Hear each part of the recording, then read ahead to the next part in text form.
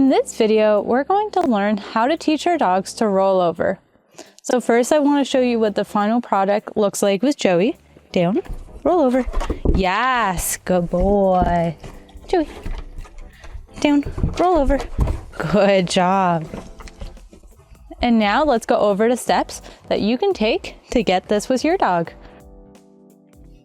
All right, so now with the help of Zoe, I'm going to show you the steps that we can do to teach our dogs how to roll over. So this is a little bit of a weird trick for a lot of dogs. They have to do a position that's not really natural, and for some it can feel a little uncomfortable. So we really want to make sure that we're taking our time while we're introducing it and we're going at our dog's speed. So we're going to want to start off with our dog in a down position. A lot of dogs will go into what I call a Sphinx down, which just means their body is really straight. This makes it a little bit more difficult for them to do the rollover motion. So what I'm going to do is I'm going to take my treat and I'm just going to slightly bring it forward, and I'm going to wait until one of her legs kind of goes under her. So I just took the treat and I moved her head a little bit, just shifting in one side. It doesn't matter which. And the moment her hip went under, I just rewarded. This will just help you be successful while trying to help the dog to move on their side. Some dogs might do it naturally, which is perfect. So I'm going to have lots of yummy treats. And what I'm going to do is I'm going to start with the treat right at her nose. I'm going to bring the treat down and to her stomach. She says, "Oh, I think I know what we're doing." Good girl. So I'm just bringing the treat down and towards her stomach. Yes.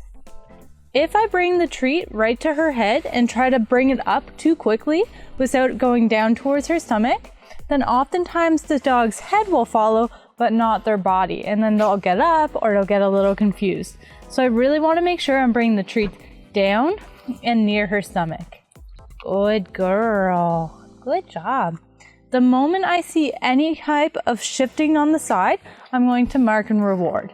So at first, even if it's just a little bit of a pressure change or just moving a little bit, we want to really build lots of value. Girl. Yes. Good. I just want to see the dog feeling comfortable with this step. Okay. If you're going to teach a rollover on both sides, we're going to want to practice each individual step on both directions. Good girl. So just like I did before, I helped shift her weight a little bit so she would lay on her hip. I'm going to take my treat and I'm just going to bring it down a little bit. Yes, the moment her body starts shifting on the side, I'm going to mark and reward. Good girl. As you can see, I'm being super generous with the treats. I'm not just feeding her one treat and then ending.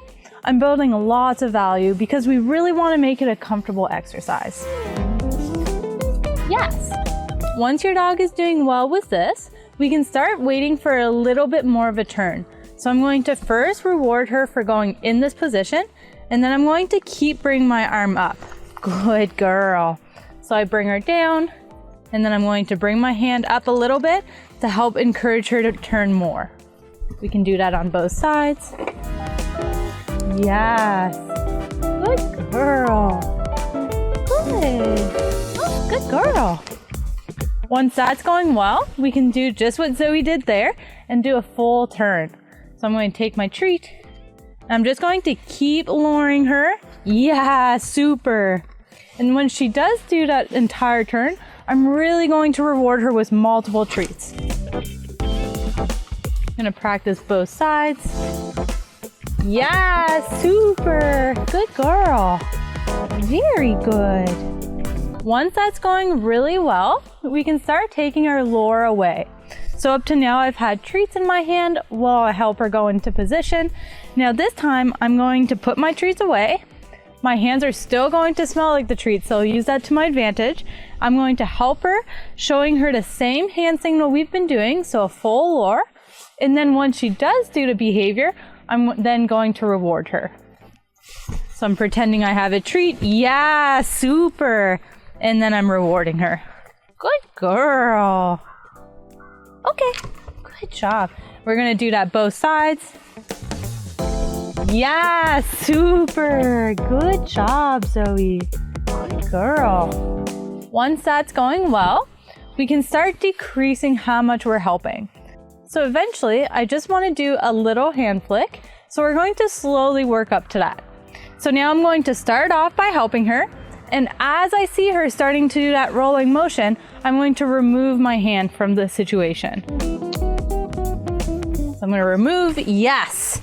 And then as she finishes it on her own, I'm going to mark and reward. Yes, very good. If your dog really struggles with this step, we're just going to really break down how much we stop helping them. So at the start, you might help them, let's say 80% of the turn. So maybe this and then remove, and then we're just going to keep breaking it down a little bit at the time. Good girl, Zoe. Yeah, super. Once that's going well, we can start adding our verbal cue. So I personally use the same word for both sides of the rollover. The only thing that really changes is which arm I'm signaling her with. However, if you would like to have 2 different names, that's totally okay. So what I'm going to do is I'm going to add my verbal cue, and then I'm going to help her out. Roll over. Yeah, super. Good girl. Roll over. Yes. Oh, you got stuck. Good girl. So if you wanted to use left and right, then you would say your cue and then help the dog. Good girl. Down. Roll over. Yeah, super. Good girl. So there you go. So give that a try.